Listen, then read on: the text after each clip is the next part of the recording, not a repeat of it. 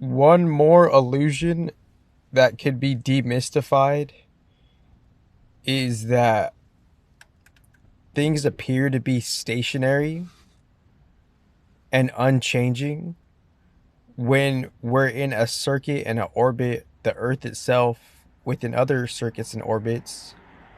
It appears to be stationary when that stationary hood is receiving and emanating its own different circuits of different mutability, evolutionability, and change. Because as your home is your home, the energies outside of your home, they're changing, right? So as they're changing, it's like nothing was ever the same again, quote unquote, end quote. Because we could, first of all, we could feel the energies that are changing, like things aren't what they used to be. And that's pretty obvious, because I'm at this place where I'm like, I've always not only encouraged myself to be like intuitively intelligent and intuitively action oriented, but recognizing the logicality of different logical intelligence if it's so structured, and different logical actions if it's so structured, without it being too like detrimentally or non-detrimentally polarized. So within like the home energy, the esoteric father, Cancer, the moon, that moon, the father that kind of takes care of the family, respectively, in the esoteric nature. We don't necessarily realize that every country already has their United Nations. We don't necessarily know that. And if we do know that, we also don't know underneath that, respectively, is the esoteric quote unquote United Nations, end quote, which is the deeper aspects of the planets themselves. So that's the gem right there. It's like because that's the thing that's like governing the natural life, and as that natural life is being governed, differentiation and change is created from those staples and foundations. And then after then the surface level quote unquote United Nations within the nations, end quote, then they could begin to budge and change and adapt from the already natural astrological arrangements that are we're barely beginning to understand and re-relate with. So there's going to be major breakthroughs. There's going to be like quote unquote major quantum breakthroughs with Mercury entering into Scorpio, because once Mercury enters into Scorpio, all around the whole planet is going to know of just what needs to be known and what could be applied, particularly what could be applied, because obviously people don't need to have information that they can't digest. They don't need information that's not really relevant. They don't need information that's not necessarily readily understandable. So within all of that, it's like we could only like respond to intuitive intelligence pretty much to like your capacity in doing so, because that intuitive intelligence, it's allowing you to let you know what works for you and your nearby family, right? Because that moon energy, it is the family dynamic, that family dynamic of how the father and the mother, both of them put together, how they're building a structure and a fortress for how they could protect their family and how they could fill their cup. That's the esoteric Cancer moon dynamic. How are the parents letting you fill the cup?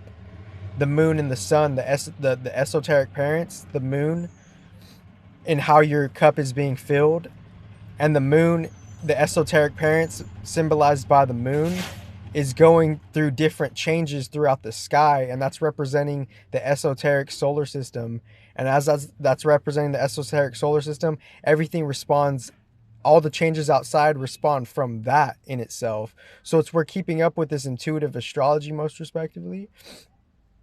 And as we're keeping up with that intuitive astrology, the moon being the esoteric parents most respectively, because the moon is like how the energy, how the cup gets filled from some type of caretaker, right?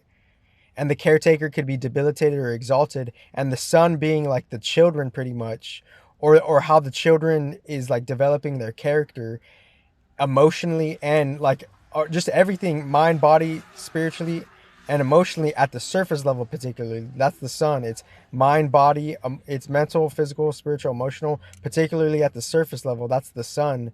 So the sun and the moon, they're kind of more or less, they have their own conjoining dynamic, right?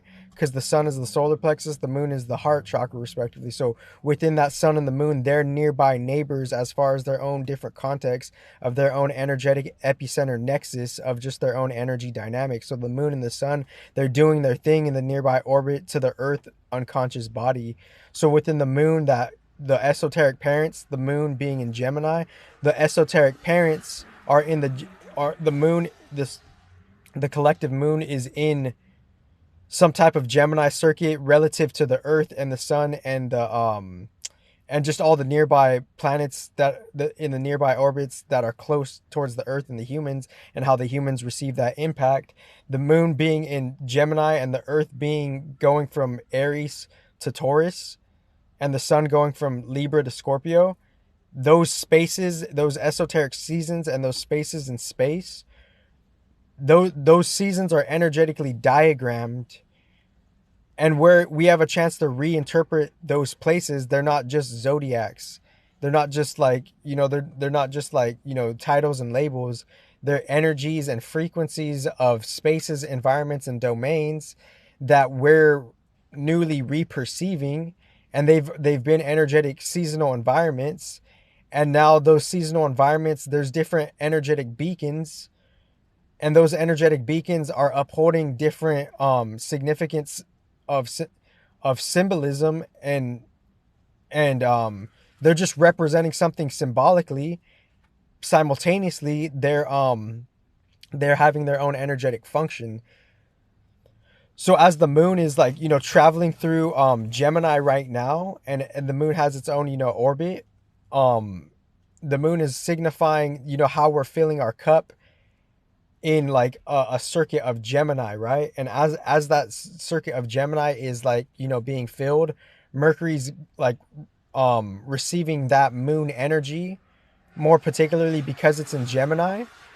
So Mercury's receiving that esoteric parenthood of the moon in Gemini. Like it's focusing on how the home dynamic is being filled in a Gemini outlet, and the Mercury is fueling that, that surface level home life dynamic, the moon, and it's gonna recompute it and respit it out into Scorpio, because Mercury's going into Scorpio. So since Mercury's going into Scorpio, that's like, that's pretty much the collective throat chakra and the Gemini and Virgo energy beacons that are going to be like unleashed in a Scorpio dynamic, a very transformative way. So everything's going to be like transformed. Communication is going to be rehauled, and quote unquote, respectively, educational sexuality is going to be rehauled. Virgo in a human design lens, most respectively, looking at like the sexual education, or whatever they particularly call it there. I forgot the term they call it. In fifth grade, it's like home life or something. There's a certain term, but that's what Virgo kind of is, low key. It's like seeing like how all the energy is kind of summed up, how all the moon energy is kind of like, kind of like in a unique climax, and how that energy has to be kind of like dispersed and distributed in a unique way. Virgo Mercury, and that Mercury, kind of knowing know what to do with the moon energy. That Mercury is that supercharged moon energy. It's going to be in Scorpio. So the supercharged moon energy, like everyone's going to like, honestly, like this is a secret time for balance, because that moon energy could be distributed fairly, and it's up to us, the collective intelligence, to exalt the placements. Because what the placements are saying, Mercury and Scorpio, that's like yang energy. It's like direct. So Mercury. So if there's a miracle for the intelligence, we have a chance to strategize correctly or not, on so many different levels. And if we could strategize correctly, we could clean up and patch up detrimental issues, and we could prevent issues.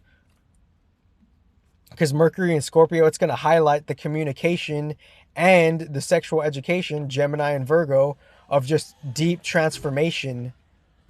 Pluto being a, maybe Mars is the co-ruler of Scorpio, and maybe on an esoteric everything in reverse level is maybe Pluto is the ruler of Scorpio.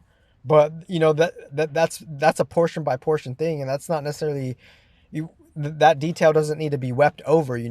There's shared significance there. So that's the moon in Gemini right here, and the moon in Gemini is saying like, the keynote from the HD lens respectively is the social caution. We got to know our intuitive communication so we don't step over our bounds. We don't step over our boundaries. That's what Gemini's kind of like. We can't act out of Gemini is like kind of like low key like knowing, maybe hiding it in just a paradoxical way, is like we can't be out of pocket within like relating to other people. But like paradoxically, like they could suppress that because it's a mutable air sign, and maybe there's a part of them that does know it, because obviously everyone has like many different archetypes within them, and within many different archetypes, Gemini could kind of like hold those archetypes in a unique harmony or not. So the moon in Gemini is like, social caution. We have to know like how we could just like work with other people, relate with other people, and if we don't fit in with them, it's just a lack of resonance. Because obviously what we're really lacking is intellectual maturity, most respectively. Because if we had intellectual maturity, we would know how to be kind, respectful, and approach other people, but that's not necessarily the case. And the moon in Gemini from the sun in Libra is, the character development is how to survive, and how to survive sun in Libra, concluding the sun in Libra. We've got the lesson on how to survive. We know how to survive more so within the threshold between Libra and Scorpio. And the moon being in Gemini is we're filling our cup based on collective communication, and how to like have an inner strategy on how to act appropriate, pretty much. Because it's not everything's not about the possession entirely. It's about a real tangible mutual respect. And if that tangible mutual respect isn't there, then people could just be polarized with just the possession, and they could have their own inner toxic landscape, and that toxic landscape could literally create the quality of their surface level life and their esoteric life, regardless of them knowing their level of cognitive dissonance or not.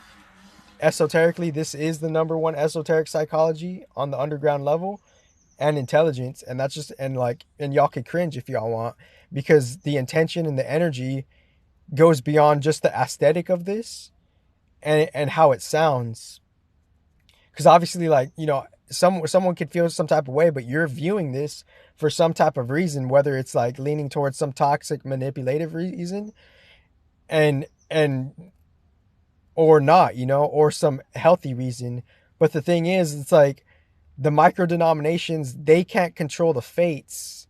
They only have a micro portion of controlling a denomination and a fragment and a fraction of the fates. Because it's like you can't really like entirely 100% do what you're going to set out to do, because something else is always getting in the way. The fates, and who's controlling the fates, that's a different one. And how the fates are being controlled, it's too advanced for our minds.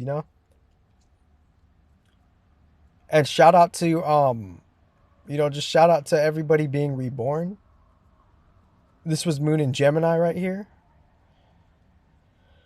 And yeah, moon in Gemini going, and then Mercury going into Scorpio. So Mercury going into Scorpio is like expect the unexpected type of shit. We don't necessarily know what's going to happen, because like for Mercury to be hands on deck in Scorpio, that means like we're gonna communicate darkness. We're going to communicate devastation. Devastation's going to be communicated. Mercury and Scorpio, like everything's going to be communicated in such a dark way, because Scorpio is kind of like highlighting like, tangible darkness.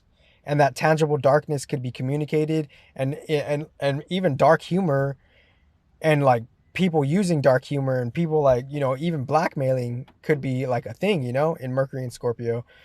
And and Sun and Mercury, and then Sun is going to conjunct Mercury and Scorpio. So our character development is going to get enhanced by us having the communication of like what the Scorpio constellation has hidden for throughout the recent eons, and Venus like already doing work here. We have a chance to see like, how the younger, how just the youthful energy kind of is like, how the younger generations are going through the ropes of just this Scorpio transit energy signature. And obviously like this was a raw one. um and yeah, the moon will like, and then the new moon in Scorpio, how are we gonna like fill our cup in a very deeply transformative way. And I'll probably do a structured, organized reading on that one. You have a great life.